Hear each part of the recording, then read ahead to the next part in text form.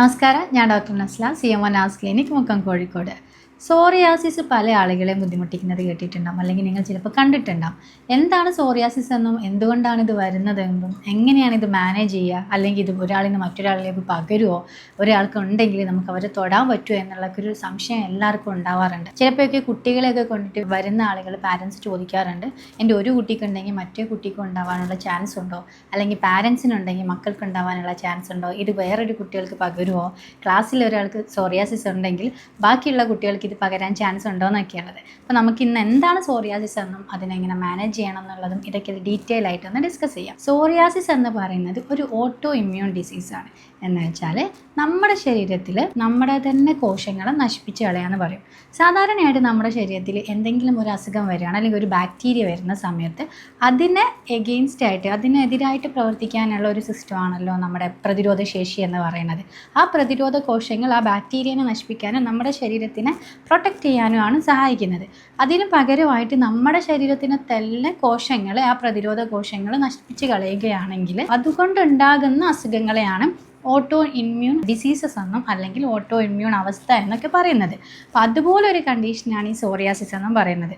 അതുപോലെ തന്നെ ഇത് കണ്ടാജിയസ് ആണോ എന്നുള്ളത് ചോദിക്കാറുണ്ട്. ഇത് ഒരാളിൽ നിന്ന് മറ്റൊരാളിലേക്ക് പകരുമോ എന്നുള്ളത് ഒരിക്കലും പകരില്ല. കാരണം ഇത് ജനറ്റിക്കലി ഉള്ളൊരു പ്രശ്നമാണ്. കൂടുതലായിട്ടും നമ്മുടെ ജനിതകപരമായിട്ടുള്ള പ്രശ്നമായതുകൊണ്ട് എൻ്റെ ജനിതകപരമായിട്ടുള്ള പ്രശ്നമാണ് അതെങ്കിൽ അത് എന്നിൽ മാത്രമേ ഉണ്ടാവുള്ളൂ. അത് പക്ഷേ പാരമ്പര്യമായിട്ട് വരാനുള്ളൊരു ചാൻസ് ഉണ്ടാവും. അപ്പോൾ പാരൻസിനുണ്ടെങ്കിൽ കുട്ടികൾക്കും അതിനൊരു ചാൻസ് ഉണ്ടെന്നാണുള്ളത് അർത്ഥം. പല അസുഖങ്ങളും നമ്മൾ ജനറ്റിക് ആണ്, ഹെറിഡിറ്ററി ആണെന്നൊക്കെ പറയുന്ന സമയത്ത് അത് പിന്നീട് കുട്ടികൾക്ക് ഉണ്ടാവാനുള്ള ചാൻസസ് എന്ന് പറയാറുണ്ട്. അപ്പോൾ അതിലൊരു ചാൻസ് ഉണ്ടാവും, പക്ഷേ ഒരു വീട്ടിലെ 2 കുട്ടികൾക്കും ഉണ്ടാവണം എന്നുള്ള ചാൻസ് ഒന്നും ഇല്ല. അപ്പം ജനറ്റിക്കലി അതിന് ട്രൈറ്റ് ആയിട്ടുള്ള ആളുകൾക്ക്, അത് ഓട്ടോ ഇമ്മ്യൂൺ ഉണ്ടാവാൻ ചാൻസസ് ഉള്ള കുട്ടികൾക്ക് ഈ ഒരു അസുഖം കണ്ടു വന്നേക്കാം. അതുപോലെ തന്നെ എന്താണ് ഈ ഒരു കണ്ടീഷൻ എന്ന് നോക്കുകയാണെങ്കിൽ, ഓട്ടോ ഇമ്മ്യൂൺ കണ്ടീഷൻ ആവുന്ന സമയത്ത് തന്നെ നമ്മുടെ സാധാരണ ഒരു കോശം മാറി അടുത്ത കോശം ഉണ്ടാവാനുള്ളൊരു സമയം ഉണ്ടാവും. സെല്ലിൻ്റെ റീജനറേഷൻ അല്ലെങ്കിൽ റിപ്പയർ ഒക്കെ പറയും. അപ്പോൾ സെല്ല് പെട്ടെന്ന് ഫാസ്റ്റ് ആയിട്ട് ഗ്രോ ചെയ്യുന്ന സമയത്ത് അതെല്ലാം നമ്മുടെ ശരീരത്തിൽ അക്യുമുലേറ്റ് ചെയ്യും. അതെല്ലാം കൂടിയിട്ട് അതൊരു പാച്ചസ് ആയിട്ട് നമ്മുടെ സ്കിന്നിൻ്റെ പുറത്ത് അടിഞ്ഞുകൂടുന്ന കാരണമാണ് ഈ ഒരു സോറിയാസിസ് ഉണ്ടാവുന്നത്. അപ്പോൾ ഈ സെല്ല് പെട്ടെന്ന് വളർന്ന് വലുതാവുന്ന സമയത്ത്, അല്ലെങ്കിൽ കൂടുതൽ ഡിവൈഡ് ചെയ്യുന്ന സമയത്ത് അതെല്ലാം ഒരു റെഡ് കളറിലോ അല്ലെങ്കിൽ പാച്ചസ് ആയിട്ടോ അത് കട്ടിയായിട്ടോ ഒക്കെ ശരീരത്തിൽ കാണാറുണ്ട്. അപ്പോൾ അതാണ് നമുക്ക് സോറിയാസിസ് ആയിട്ട് ഇരിക്കുന്നത്. അപ്പോൾ നോർമലി സെല്ല് അല്ലെങ്കിൽ കോശം ഡിവൈഡ് ചെയ്യുന്നതിനേക്കാളും പെട്ടെന്ന് ഡിവൈഡ് ചെയ്ത് വരുമ്പോൾ ഇത് ഒരുപാട് കോശങ്ങൾ ഉണ്ടാവുകയും അത് സോറിയാസിസ് ആയിട്ട് ഒരു പാച്ചുകളായിട്ടൊക്കെ കാണാറുണ്ട്.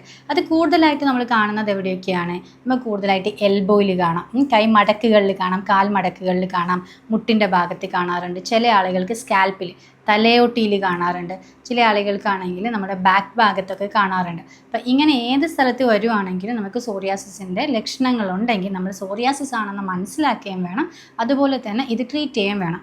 സോറിയാസിസ് എന്ന് പറയുന്നത് ഇതൊരു ക്രോണിക് കണ്ടീഷനാണ്. എന്ന് വെച്ചാൽ ഒരുപാട് നാളായിട്ട് അത് കണ്ടിന്യൂസ് ആയിട്ട് പോകും. ചില ആളുകൾക്ക് കുറേ നാൾ മെഡിക്കേഷൻ എടുക്കുകയൊക്കെ ചെയ്ത് കഴിഞ്ഞാൽ കുറേ നാളത്തേക്ക് അതിൻ്റെ ഒരു ബുദ്ധിമുട്ടുണ്ടാവില്ല. എന്ന് വെച്ചാൽ ഇത് മാനേജ് ചെയ്ത് കൊണ്ടുപോവാണ് വേണ്ടത്.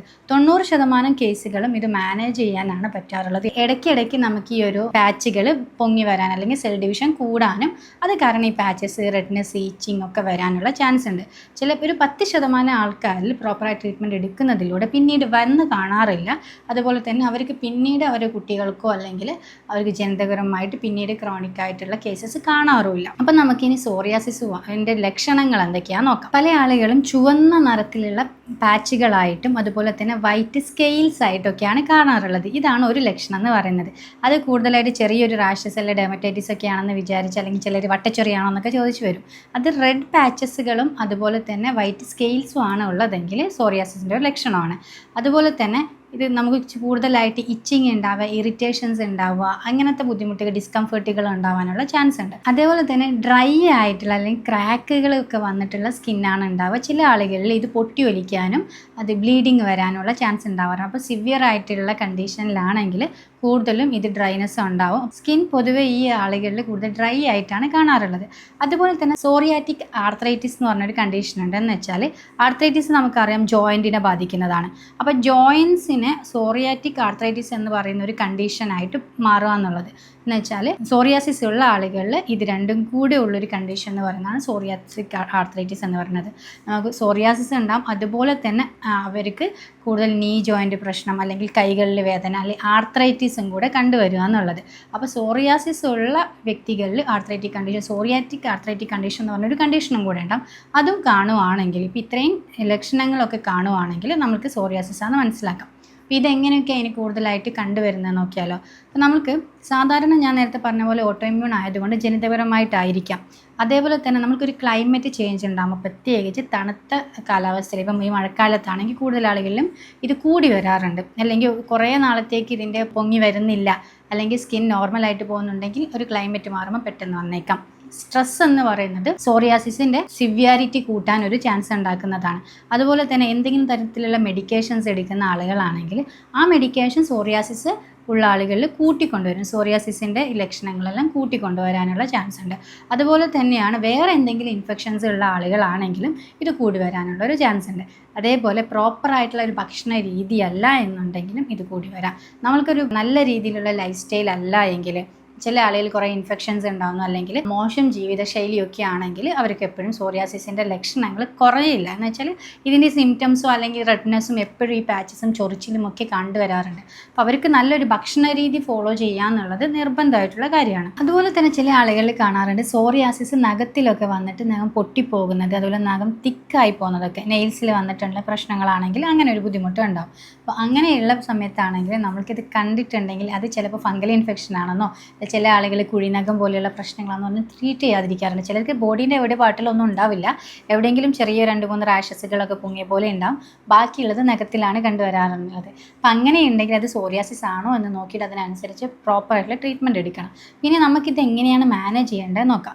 ഇത് മാനേജ് ചെയ്യേണ്ടത് ഞാൻ ആദ്യം പറഞ്ഞ പോലെ ജനറ്റിക് ആയതുകൊണ്ട് തന്നെ നമ്മൾക്ക് ചില ആളുകളിൽ 100% ക്യൂർ ഉണ്ടാവണമെന്നില്ല. അപ്പോൾ അത് പ്രോപ്പറായിട്ട് മാനേജ് ചെയ്യാൻ വേണ്ടിയിട്ട് പ്രോപ്പർ മെഡിക്കേഷൻസ് എടുക്കേണ്ടത് നിർബന്ധമാണ്. സാധാരണ ഞാൻ ട്രീറ്റ് ചെയ്യുന്ന ഒരു രീതി പറയുകയാണെങ്കിൽ നമുക്ക് പ്രോപ്പറായിട്ടുള്ള ഇൻറ്റേർണൽ മെഡിക്കേഷൻസ് പല ആളുകളും സോറിയാസിസ് പൂർണ്ണമായും മാറ്റാൻ വേണ്ടിയിട്ട് സാധിക്കാറുണ്ട്. അപ്പോൾ അത് കുറച്ച് നാൾ മെഡിക്കേഷൻസ് എടുക്കേണ്ടി വരും. അത് പ്രോപ്പറായിട്ടുള്ള ഫോളോ അപ്പ് ഒക്കെ ഇരുന്നിട്ട് ഏത് തരത്തിലുള്ള മെഡിസിൻസ് ആണ് അവർക്ക് വേണ്ടതെന്ന് നോക്കിയിട്ടൊക്കെയുള്ള ഹോമിയോപ്പത്തിക് മെഡിക്കേഷൻസ് കൊടുക്കുകയാണ് ചെയ്യാറുള്ളത്. അപ്പോൾ അതേപോലെ തന്നെ ഇവർക്ക് ഈ ഡ്രൈനെസ് ഉണ്ടാവും. ഞാൻ നേരത്തെ പറഞ്ഞിട്ടുണ്ടായിരുന്നു സോറിയാസിസ് ഉള്ള ആളുകൾക്ക് ഡ്രൈനെസ് കൂടുതൽ ഉണ്ടാവും എന്നുള്ളത്. അപ്പം നല്ലൊരു മൈൽഡ് ആയിട്ടുള്ളൊരു മോയ്സ്ചറൈസർ അപ്ലൈ ചെയ്യാൻ നോക്കണം. കാരണം ഡ്രൈനെസ് കുറയുന്നതിനനുസരിച്ച് നമ്മുടെ സ്കിന്നിൽ ഉണ്ടാകുന്ന ആ ഡെഡ് സെൽസ് പോവാനും കൂടുതൽ ഡ്രൈ ആവാതെ നമുക്ക് ഒരു ഇറിറ്റേഷനും ചൊറിച്ചിലും ആ ഒരു ഡിസ്കംഫേർട്ടൊക്കെ മാറാൻ വേണ്ടിയിട്ട് സഹായിക്കുന്നതാണ്. അതുപോലെ തന്നെ ക്രീംസ് യൂസ് ചെയ്യും, പലതരത്തിലുള്ള മെഡിക്കേറ്റഡ് ആയിട്ടുള്ള ക്രീംസ് യൂസ് ചെയ്യും. അത് സോറിയാസിസിൻ്റെ ആ ഒരു തീവ്രത കുറയ്ക്കാൻ വേണ്ടി സഹായിക്കും. ഏറ്റവും ഇമ്പോർട്ടൻ്റ് ആയിട്ട് വേണ്ടതെന്ന് പറയുന്നത് നമ്മുടെ ജീവിതശൈലിയിൽ മാറ്റം വരുത്തുക എന്നുള്ളതാണ്. അപ്പം നമ്മൾ കൂടുതലായിട്ടും ചില ഭക്ഷണങ്ങൾ കഴിക്കുന്നത് ഈ സോറിയാസിസിൻ്റെ ബുദ്ധിമുട്ട് കൂട്ടിക്കൊണ്ടുവരാറുണ്ട്. ചില ആളുകളൊക്കെ പാൽ ഉൽപ്പന്നങ്ങൾ കഴിക്കുന്നത് ബുദ്ധിമുട്ടുണ്ടാവാറുണ്ട്. അപ്പോൾ പാൽ മാക്സിമം ഒഴിവാക്കുന്നതാണ് നല്ലത്. അതേപോലെ തന്നെ ചില ആളുകൾക്ക് ഗ്ലൂട്ടൻ അലർജി സോറിയാസിസ് ഉള്ള ആളുകളിൽ കണ്ടുവരുന്നുണ്ടെങ്കിൽ അത് ഒഴിവാക്കുന്നതാണ് നല്ലത്. പലരും സോറിയാസിസ് ഉള്ള ആളുകൾ പറയാറുണ്ട് അവർ കൂടുതലായിട്ട് കാർണിവറസ് ഡയറ്റ് എടുക്കുന്നതെന്നുള്ളത്. എന്ന് വെച്ചാൽ അവർ കൂടുതലും ചെയ്യുന്ന ഒരു കാര്യം എന്ന് പറയുന്നത് മാംസങ്ങൾ മാത്രം കഴിക്കുക എന്നുള്ളത്. മാംസങ്ങൾ മാത്രം കഴിച്ച് കൊണ്ട് പോകുന്ന സമയത്ത് അവർക്ക് കൂടുതൽ ഈ ഒരു ഇറിറ്റേഷൻസ് ഉണ്ടാവുന്നില്ല, സോറിയാസിസിൻ്റെ ലക്ഷണങ്ങൾ കാണുന്നില്ല എന്ന് പറയും. പക്ഷെ നമ്മൾ അങ്ങനെ ചെയ്യുമ്പോൾ ശ്രദ്ധിക്കേണ്ട ഒരു കാര്യം, നിങ്ങൾക്കത് ആപ്റ്റ് ആണോ എന്ന് നോക്കുക. നിങ്ങൾക്ക് ആ ഒരു ഡയറ്റ് പ്രോപ്പറായിട്ട് ചെയ്യാൻ പറ്റുമോ? ഒരു ഹെൽത്ത് കെയർ പ്രൊഫഷണലിൻ്റെ സഹായത്തോടെ, ഒരു ഡോക്ടറിൻ്റെ സഹായത്തോടെ മാത്രം അങ്ങനത്തെ ഡയറ്റൊക്കെ ഫോളോ ചെയ്യുക. കാരണം ഒരിക്കലും നമ്മൾക്ക് ഒരു ഭക്ഷണം മാത്രം കഴിച്ച് മറ്റൊരു ഭക്ഷണം കഴിക്കാതെ മുന്നോട്ട് പോകുന്നത് നല്ലൊരു രീതിയല്ല. അതുകൊണ്ട് തന്നെ നമുക്ക് ബാലൻസ്ഡ് ആയിട്ടുള്ള രീതിയിൽ ഭക്ഷണങ്ങൾ കഴിക്കുന്നതാണ് എപ്പോഴും നല്ലത്. അപ്പോൾ നമ്മൾ ശ്രദ്ധിക്കേണ്ടത്, നമ്മൾക്ക് ആവശ്യമില്ലാത്ത ഒരുപാട് ഭക്ഷണ രീതികളുണ്ടാവും. അതേപോലെ തന്നെ ജങ്ക് ഫുഡുകൾ അധികമായിട്ട് കഴിക്കുന്നത്, അതായത് സ്പൈസി ഫുഡുകൾ അധികമായിട്ട് കഴിക്കുന്നതൊക്കെ ഒന്ന് നമ്മൾ കുറയ്ക്കുന്നതാണ് നല്ലത്. ഗ്ലൂട്ടൻ അലർജി ഉള്ളവർ, അതുപോലെ തന്നെ ലാക്ടോസ് ഇൻടോളറൻസ് ഉള്ളവരൊക്കെ ആ ഭക്ഷണങ്ങൾ ഒഴിവാക്കണം. പാലുൽപ്പന്നങ്ങൾ ഒഴിവാക്കുക. അതുപോലെ ഗോതമ്പ് ധാന്യങ്ങളൊക്കെ ചില ആളുകൾക്ക് പ്രശ്നമുണ്ടാകും. അത് ഏത് പ്രശ്നം ഉണ്ടെങ്കിൽ അത് ഒഴിവാക്കുന്നതാണ് നല്ലത്. കാരണം എല്ലാ ആളുകൾക്കും ഒരേപോലെ ആയിരിക്കില്ല പ്രശ്നങ്ങൾ ഉണ്ടാകുന്നത്. സാധാരണ ഞാൻ ട്രീറ്റ് ചെയ്യുന്ന സമയത്ത് കൊടുക്കാറുള്ളത് എങ്ങനെയാണെന്ന് വെച്ചാൽ, ഏത് ഭക്ഷണ രീതി കഴിക്കുന്ന സമയത്താണ് അവർക്ക് കൂടുതലായിട്ട് ബുദ്ധിമുട്ടുണ്ടാകുന്നത് നോക്കിയിട്ട് ആ ഒരു ഭക്ഷണ രീതിയിൽ ടെസ്റ്റ് ചെയ്യണോ, ഏതൊക്കെ എന്തെങ്കിലും ഫുഡുകൾക്ക് അലർജി ഉണ്ടോ എന്നുള്ളത് കണ്ടെത്തിയിട്ട് അതിനനുസരിച്ചിട്ടുള്ളൊരു ഡയറ്റ് ചാർട്ട് ഫോർമുലേറ്റ് ചെയ്ത് കൊടുക്കുക. അവർക്ക് അനുസൃതമായിട്ടുള്ളൊരു ഡയറ്റ് ചാർട്ട് കൊടുക്കുക എന്നുള്ളതാണ്. അങ്ങനെ അത് മെഡിക്കേഷൻ്റെ കൂടെ ഫോളോ ചെയ്യുന്നതിലൂടെ തന്നെ നമുക്കിത് ഈസി ആയിട്ട് മാനേജ് ചെയ്യാൻ പറ്റുന്നതാണ്. അതുപോലെ തന്നെ മൈൽഡ് ആയിട്ടുള്ള സോപ്പുകൾ ഉപയോഗിക്കുക, മൈൽഡ് ആയിട്ടുള്ള മോയ്സ്ചറൈസറുകൾ ഉപയോഗിക്കുക. അങ്ങനെയുള്ള കാര്യങ്ങളൊക്കെ ചെയ്യുന്നതിലൂടെ മാത്രമാണ് നമുക്ക് സോറിയാസിസ് മാനേജ് ചെയ്യാൻ പറ്റുക. അതുപോലെ തന്നെ വെയിറ്റ് കൂടുതലുള്ള ആളുകൾക്കാണെങ്കിലും വെയിറ്റ് പ്രോപ്പറായിട്ട് റെഡ്യൂസ് ചെയ്യേണ്ടതാണ്. ചില പെൺകുട്ടികളിലൊക്കെ കാണാറുള്ളത്, അവർക്ക് ഒരു ഹോർമോണൽ ആയിട്ടുള്ള എന്തെങ്കിലും ഇംബാലൻസുകളിലൂടെ വരുന്ന സമയത്ത് സോറിയാസിസ് കൂടി കാണാറുണ്ട്. അപ്പോൾ അങ്ങനെയുള്ള പ്രശ്നങ്ങളുണ്ടെങ്കിൽ അതെല്ലാം പ്രോപ്പറായിട്ട് ട്രീറ്റ് ചെയ്യുകയാണ് വേണ്ടത്. അതേപോലെ മോയ്സ്ചറൈസർ മാത്രം അപ്ലൈ ചെയ്തിട്ട് ഇത് ട്രീറ്റ്മെൻറ്റ് എടുക്കാതിരിക്കുന്ന ആളുകൾക്ക് പലപ്പോഴും പിന്നീട് ഇത് അധികമാവാനും അത് കാരണം ബുദ്ധിമുട്ടുണ്ടാകാറുമുണ്ട്. അതുകൊണ്ട് തന്നെ പ്രോപ്പറായിട്ടുള്ളൊരു ട്രീറ്റ്മെൻറ്റ് എടുക്കാം, ഭക്ഷണ രീതിയിൽ മാറ്റം വരുത്തിക്കൊണ്ട് വരിക, അതുപോലെ തന്നെ സ്കിൻ പ്രോപ്പറായിട്ട് മെയിൻറ്റെയിൻ ചെയ്യാനായിട്ട് ഒരു മോയ്സ്ചറൈസർ ഉപയോഗിക്കുകയും കൂടെ ചെയ്യുക. അപ്പോൾ സോറിയാസിസ് എന്ന് പറയുന്നത് ഞാൻ ഈ പറഞ്ഞ പോലെ കണ്ടാജിയസ് ആയിട്ടുള്ളതോ അല്ലെങ്കിൽ പകരുന്നതോ ഒരു അസുഖമല്ല, ഒരു ഓട്ടോ ഇമ്മ്യൂൺ ആയിട്ടുള്ള കണ്ടീഷനാണ്. അത് പ്രോപ്പറായിട്ട് നമുക്ക് മാനേജ് ചെയ്ത് കൊണ്ടുപോകാൻ കഴിയുന്ന ഒരു അസുഖമാണ്. അപ്പോൾ അതിനനുസൃതമായിട്ട് നമ്മുടെ ജീവിതശൈലിയൊക്കെ മാറ്റിക്കൊണ്ടുവരിക എന്നുള്ളതാണ് നമ്മൾ ചെയ്യേണ്ട കാര്യം എന്ന് പറയുന്നത്. അപ്പോൾ അടുത്തൊരു വീഡിയോയിൽ പുതിയൊരു ടോപ്പിക്കുമായിട്ട് വീണ്ടും കാണാം. താങ്ക്